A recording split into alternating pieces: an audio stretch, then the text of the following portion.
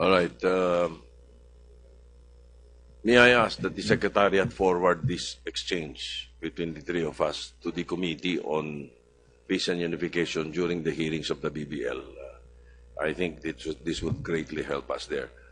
All right. Let me now, just for clarification also, ask the Chief of Staff of the Armed Forces about your table of organization na prinisinta nyo sa amin kanina rito. On page 4, nandun yung TO ninyo.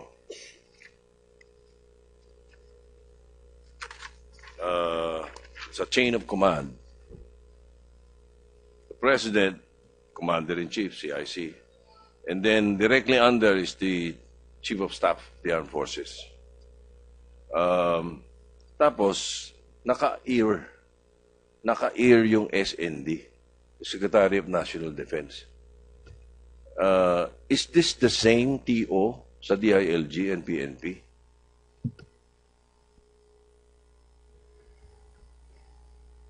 Sir, by this description is the chain of command in the armed forces, as I understand it. No? The DILG and the PNP, being a civilian organization, follows the rules of the civilian side of government, where in this instance, both Secretary Gasmin for the AFP and I for the DILG/PNP are the alter egos of the President, Madam Chair, Your Honor. Precisely, Madam President, they represent the President eh. So bakit sila naka-ear sa ano? They are not directly in the office of the President itself. But ganun ang sitwasyon. Again, it's a question that I'm sure will aid us in our legislation because hindi po ba, naka-ear lang kayo eh. Kung tama itong prinisinta sa atin, ano? And then also on page 12, General Katapang, levels of planning coordination. President, diretso na agad, DHQ, strategic, NHQ, PNP. Nothing here is SND or SILG. Ganito po ba talaga? Madam Chair, Your Honor, you see the President occupies two hats. He is the President as a civilian authority and also is the Commander-in-Chief of all the armed forces. In this particular case, this is a military chain of command. And therefore, the Secretary of National Defense is not a military man. He is an alter ego of the President. He advises and he can give orders to us simply because he was directed by the President. On the next chart, there's levels of planning coordination. You'll see that, again, by virtue of Section 18, Article 7, Executive Department of the Constitution, the President is the Commander-in-Chief of all the armed forces or armed services. I mean to say it includes the PNP. Although the PNP have a different setup wherein the NAPOLCOM chair is also the SILG.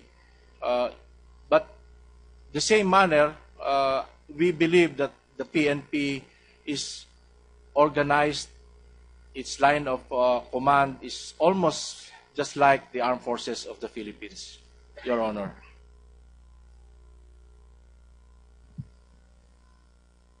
Madam Chair, I don't mind. Senator Villar Go ahead, wants to follow up. Senator Villar. I just want to know, I'm not familiar with the military. I'm a civilian all the way. But nagtataka lang po ako, ba't pa tayo kumuha ng Secretary of National Defense kung didiretso ka sa Presidente? Ano ang role ng Secretary of National Defense sa atin? Ibig sabihin, parang tinitingnan ko dito sa level of chain of command mo, parang walang role ang Secretary of National Defense. Wala siyang alam, wala siyang say, ganon. So, parang hindi ko makita na walang role ang Secretary of National Defense. Kaya, will you please explain to us ano ba yung role ng Secretary of National Defense between you and the President? Madam Chair, I think the Secretary is also equally aware of this role. But what I know is the Secretary of National Defense is the alter ego of the President. And therefore, if there are things that he needs to take up with the armed forces, he can delegate these things to the Secretary of National Defense. May role lang ang Secretary of National Defense pag dinelegatean siya ng President. Ganun ba?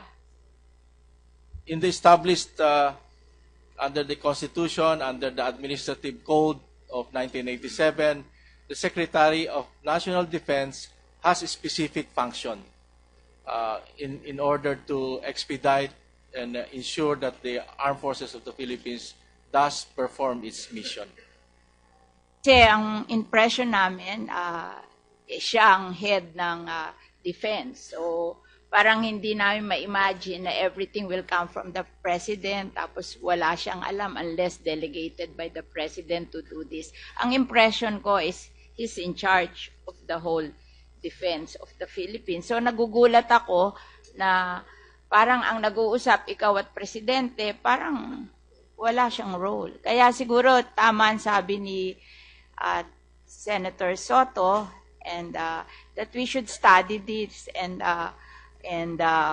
find out if this is really the meaning of the chain of command, because we're not aware that this is like this. Okay. Thank you very much. Thank you. Madam Chair, I have two more questions, but I was given a sign that my time is ended. I don't know if I put you 5 minutes already, but nevertheless, let me just make a manifestation, Madam Chair, and I will put forth my other questions in the next round. Let me just make this statement, because again, this is another piece of legislation that we should look into. And now, let me, well, as I said, just a manifestation. Madam Chair, after 9/11, the United States created the Department of Homeland Security as a response. After Mamasapano, I am reminded of a long-time proposal of two old friends of mine. I'll just call them by their nicknames, no? Danding and Ramon.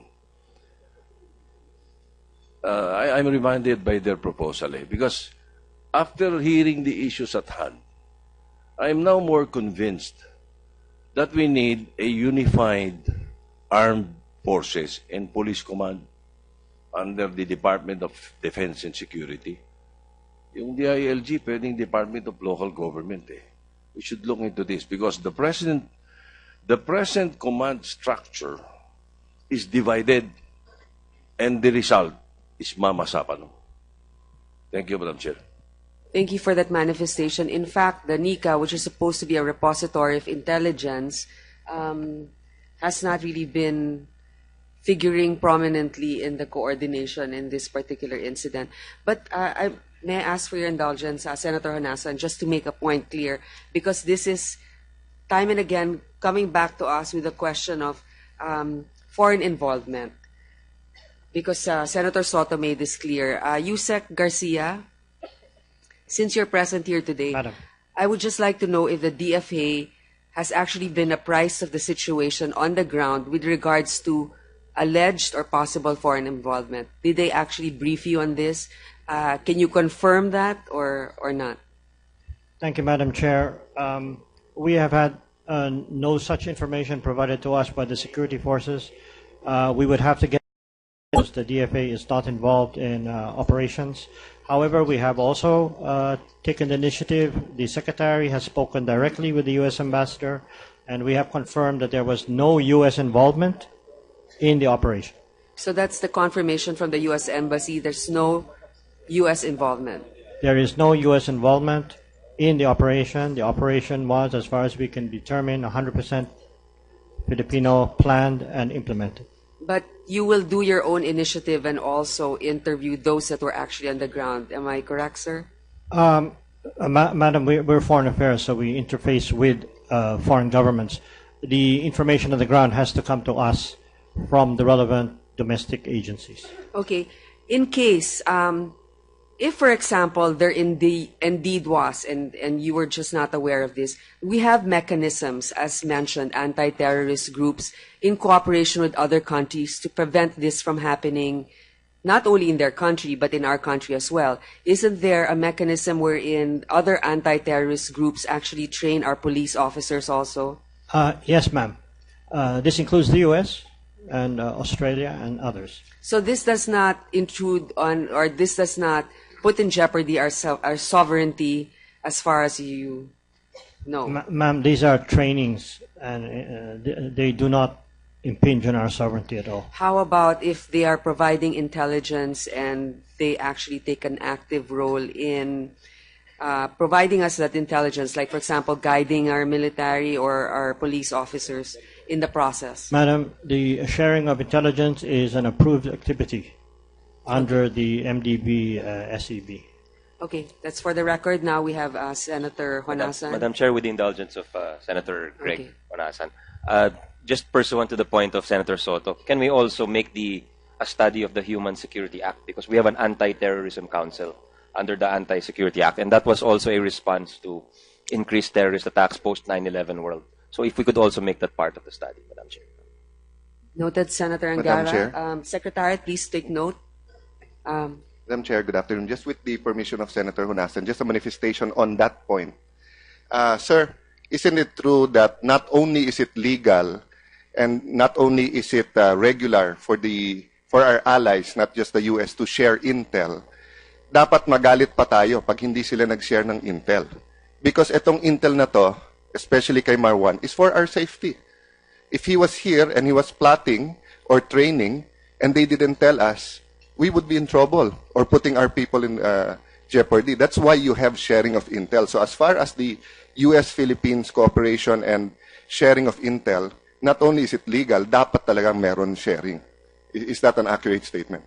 Yes, sir, Mr. Senator, that's absolutely accurate. Anything that expands our capacity to know what's going on and improves our horizon in terms of detecting security threats is in the national interest, and our cooperation with other countries for this purpose is important. Thank you.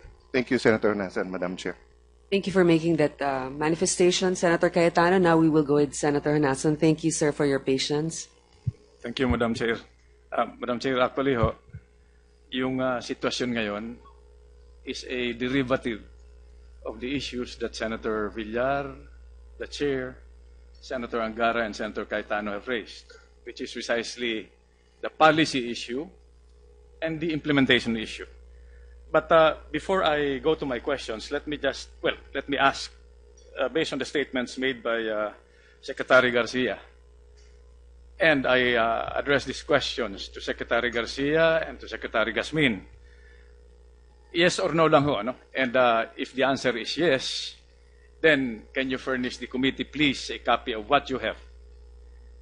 Are we conducting a performance audit of all our multilateral and bilateral arrangements with foreign countries to find out kung itong mga arrangement, Mutual Defense Treaty, Visiting Forces Agreement, benefit our country and the other parties? Secretary Garcia. Thank you. We do not have a formal review as such, but naturally the relationship is reviewed every time we meet. And we can share information on that with you, sir. Secretary Garcia, this is an ongoing review. Yes, sir. It goes on. You know, as we have a discussion with our foreign partner, we see where we want to improve, Yes. and we can move forward. And of course, it's based on a very clear definition of what constitutes our national interest. Yes, sir. And Okay. our positions are prepared interagency-wise. We put together all the different concerns. That is on the foreign policy side. Yes, sir. On the security side, by the way, foreign policy and security policy is a very porous policy environment, correct? Correct, sir. Okay. Hindi mo pwedeng ihiwalay. Let me go to Secretary Gasmin. Pareho ho ba? We have a regular assessment conducted by our office, the Strategic Assessment Office, Your Honor. So may material po tayo which you can furnish the committee with. Yes, Your Honor. Opo. Now let me go to page 12 of the briefing of General Katapang. Levels of planning coordination. Madam Chair, I refer to this because the policy issue before us is how the chain of command operated and responded to the situation. Because of its exercise of our oversight function and in aid of legislation, is it a problem with the law, with the implementation, or some other factors? Nakalagay dito, I address this to General Espina and General Katapang alternately. These levels of planning coordination define the chain of command as we know it. Nakalagay dito, President, Commander-in-Chief, and then Chief of Staff on the AFP side, OIC PNP on the PNP side, and then Western Mindanao Command, and then Director for Integrated Police Operations, and then on the AFP side, 6th ID, on the PNP side, Police Regional Office. General Espina, is this a matter of fact, or is this a matter of practice, a matter of habit? What is this? We accept this as a description of the chain of command as you, as OIC PNP, know it. Yes, sir. It is a fact, sir. General Katapa. Madam Chair, Your Honor, yes. Okay. So pag merong wala dito at pumasok dun sa loop, hindi yan authorized, correct? Yes, sir. Pag may nag-text sa'yo, Dindo, at wala sa loop, pag may nag-text sa'yo, sabi kasi ng mga anak ko, Papa, pag hindi mo kilala, nag-text sa'yo, ang sagot mo dyan who this, please? Ganun ba yan? Kung sir hindi kasama, hindi ko kasama. Okay. Ibig sabihin, pag pwede kang magdagdag by authority of a higher level of command, pero hindi ka pwedeng magbawas. Is that a fair statement? May I ask for clarification, sir? Ibig sabihin, pag sinabi ng Pangulo, isama sa loop, si ganito. Siyempre you ask, on the basis of need to know, bakit po? Yes, sir. I'll ask that. Okay. Yes, sir. I just want clear, categorical answers. No? General Katapang, is this valid? Madam Chair, Your Honor, yes. Ito rin ang basis ng distribution ng intelligence packet on a need-to-know basis. Dahil the involvement of certain levels of command will result in a comprehensive, well-crafted plan that will cover everything from the strategic to the operational to the tactical. Is that correct? Madam Chair, Your Honor, yes. It is also the basis for coordination. Yes, Your Honor. So, lahat ito nanggagaling, Madam Chair, dun sa intelligence packet, sa impormasyon na sineshare para ang resulta, magandang plano. Madam Chair, Your Honor, yes. At ito ay, pag hindi ito nangyari, according to what you recognize as the chain of command, you have the moral obligation and the duty to ask. Why? And you know why? General Espina and General Katapang, because lives are at stake.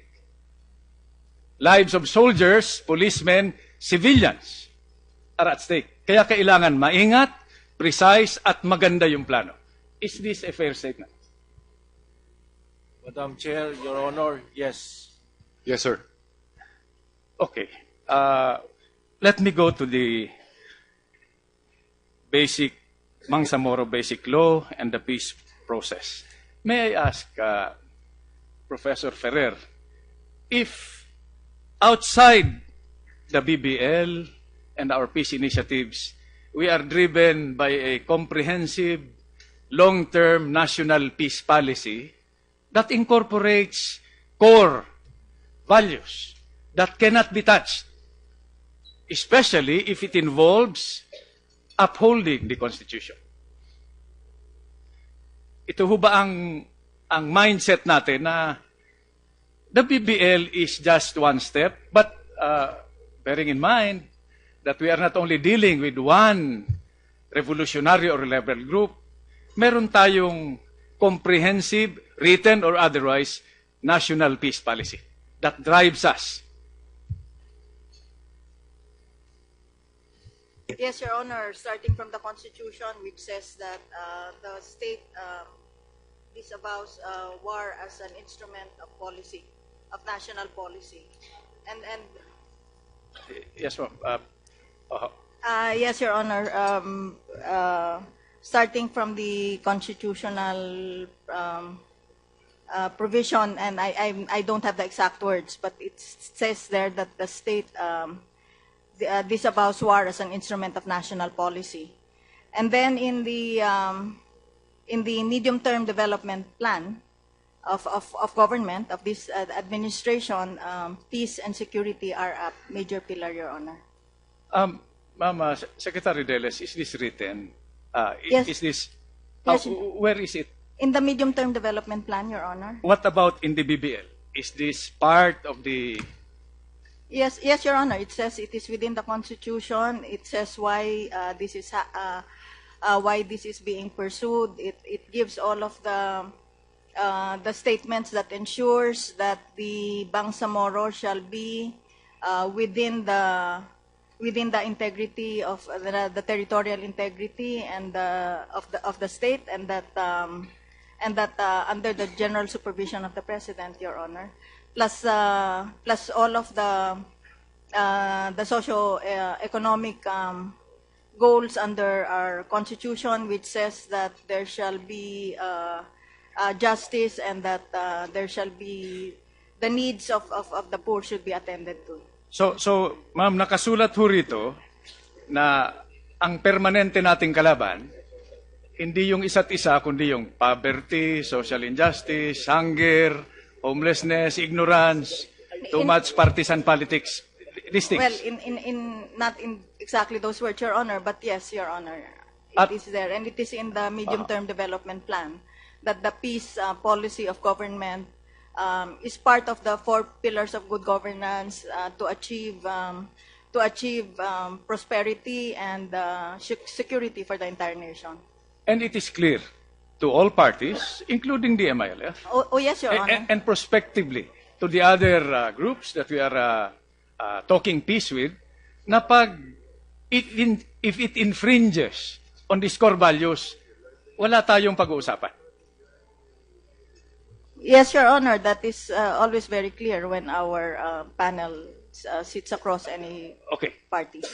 At sinasabi din doon, I hope categorically when it goes through fine-tuning, na they will renounce secession as an objective. Ang sinasabi ho doon, and categorically, that it is going to be an autonomous region. An autonomous region? Yes, Your Honor, which is, as mandated by the Constitution, part of the Philippine state. Opo. Ngayon, let me, Madam Chair,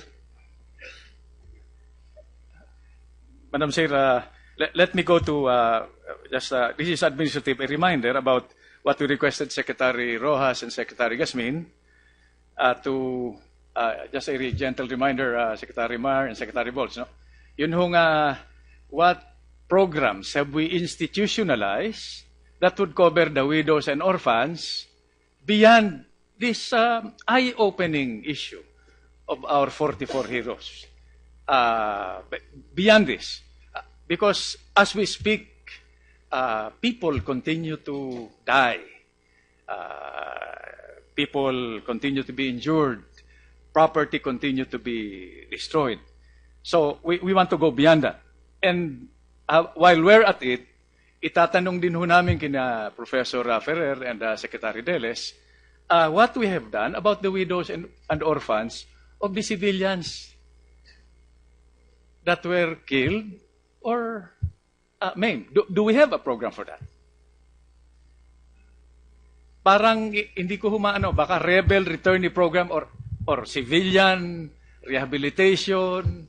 Your Honor, with regard the immediate assistance to the civilians, it is the government of the autonomous region that has taken that on right from the start, Your Honor. Thank you. Last 2 points. My time is supposed to be up. Chairman Iqbal, do you have such a program in the pipeline for rebels who have been killed or affected?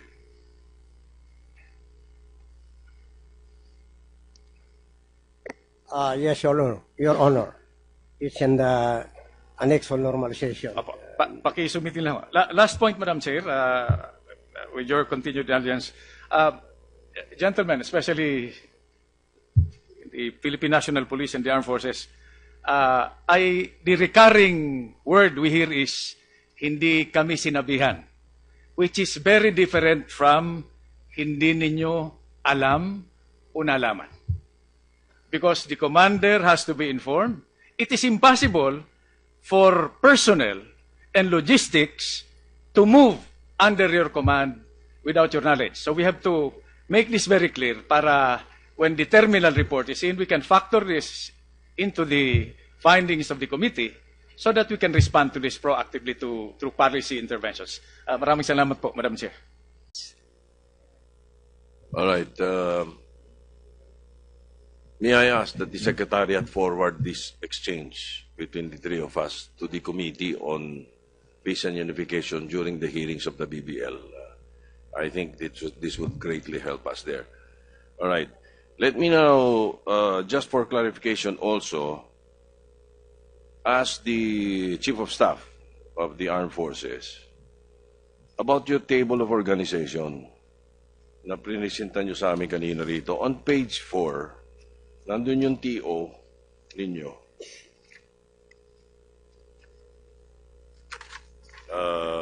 It's a chain of command.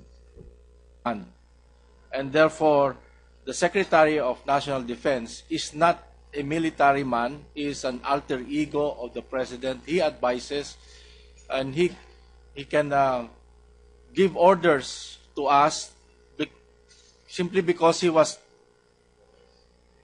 directed by the President. On the next chart, there's levels of planning coordination. You'll see that, again, by virtue of Section 18, Article 7, Executive Department of the Constitution, the President is the Commander-in-Chief of all the armed forces or armed services. Itong prinisinta sa atin, ano? And then also on page 12, General Katapang, levels of planning coordination. President, diretso na agad, DHQ, strategic, NHQ, PNP. Nothing here is SND or SILG. Ganito po ba talaga? Madam Chair, Your Honor, you see the President occupies two hats. He is the President as a civilian authority and also is the Commander-in-Chief of all the armed forces. In this particular case, this is a military chain of command. The President, Commander-in-Chief, CIC. And then directly under is the Chief of Staff, the Armed Forces. Tapos, naka-ear yung SND, Secretary of National Defense. Is this the same TO sa DILG and PNP?